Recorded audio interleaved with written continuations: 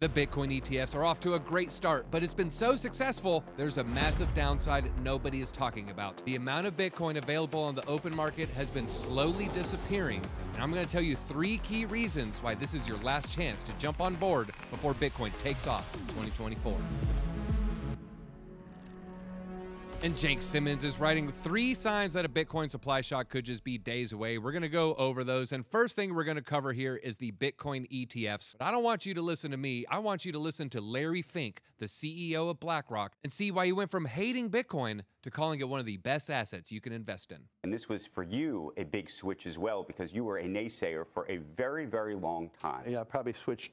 For the first 3 years of thinking about it, I was a naysayer, and about 2 years ago, I switched. And I'm actually, you know, as I said in the last 2 years, I'm a big believer. Well, he went from hating it to becoming a big believer as well. Well, I got more details on these ETFs that are going to blow you away. We have surging demand for Bitcoin ETFs, and I want to give a big shout out to James Seifert for giving us all the best updates on the Coin-Tucky Derby. And you can see the numbers, and the numbers are telling the tale here. IBIT is Blackrock. So this is the Blackrock ETF. So they are more than absorbing, combined with their peers, absorbing the losses from Grayscale. You see Grayscale has a net outflow in the red, whereas the other asset managers, it is a net into the green here, giving us $197 million flowing into the ETF ecosystem just in the past 24 hours. And if we look overall, over $1 billion for the past 2 days and billions overall. So BlackRock, you can see here on the 2-week chart, leading the charge when it comes to onboarding new users with these Bitcoin ETFs. But what does that mean for the entire crypto market? Here is all the available Bitcoin circulating.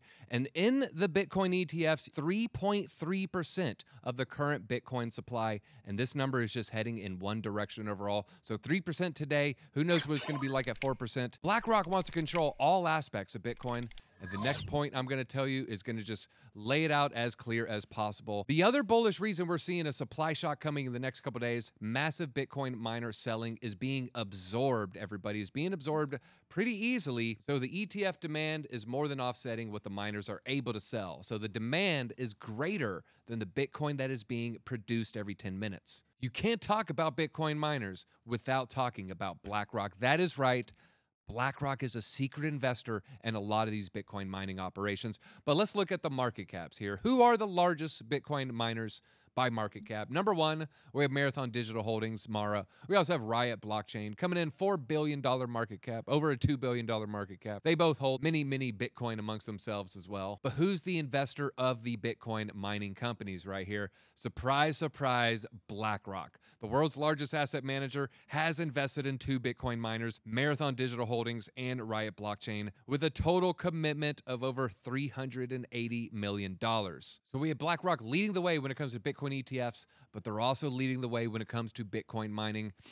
I can't help but smell a little bit of manipulation in the air, and it stinks. And now I'm going to give you the third reason why we might see a supply shock coming soon, and that is stablecoins, aka dry powder on the rise. And you can see here, we have printed over $10 billion in stablecoins since mid-October of last year. They call this dry powder, and they have it ready to be deployed into assets like Bitcoin. But let's actually look deep into the charts here. This is Glassnode and circulating supply of USDT. Tether is by market cap the largest of all the stablecoins. Green line you see along the bottom is the amount of Tether circulating in supply. And I'm going to point something out to you that I haven't seen anybody else talk about. We're firm believers in the 4-year cycle over here because every 4 years, Bitcoin rewards gets cut in half. It's a pretty easily observable market phenomenon. Well, in the 4-year cycle, we're kind of coming around in the January 2020 range. And look what happened 4 years ago to the stablecoin supply of Tether. And you can see it here, nearly peaking very close to the all-time high. Well, then we had a bear market, everybody. You saw stablecoins leaving the ecosystem, traded sideways for a while, and look at this curvature to the upside. And it looked like we're setting up for another coil to the upside. I expect if we cool down again, I think we're going to go to the upside, not downside, for Tether circulating supply here.